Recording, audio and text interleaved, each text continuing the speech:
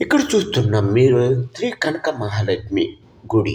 ఇక్కడ చాలామంది విశేషులు, చాలా భక్తులు గాని, చాలామంది హిందూ సాంప్రదాయం చాలా బావుంటుంది. ఇక్కడికొచ్చి చాలామంది కోరికలు గాని, వాళ్ళు కోరుతున్న సంపద గాని, ఐశ్వర్యం గాని ఏదైనా ఇక్కడైతే ప్రతి ఒక్కడు ప్రతీదీ కూడా ఇంతమంది ఈ ఈ సంవత్సరం అయితే ఇదే డిసెంబర్ ఎండింగ్‌లో అయితే శ్రీ కనక మహాలక్ష్మి పూజించడం అయితే జరుగుతుంది.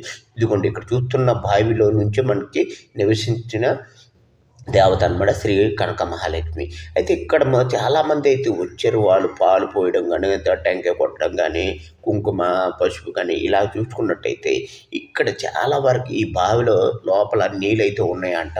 ఆ నీళ్ళ నుంచి వచ్చిన ఇది మున్సిపాలిటీ ఎళ్ళిన రోడ్డు మధ్యలో, రహదారి మధ్యలో వెలిచిన ఈ విగ్రహం అనమాట. దాన్ని తీసి పక్కన పెట్టడం వల్ల అప్పట్లోన ప్లేగు వ్యాధి అనేది 1917లో వచ్చింది. ఆ టైంలోనే ఏమైందంటే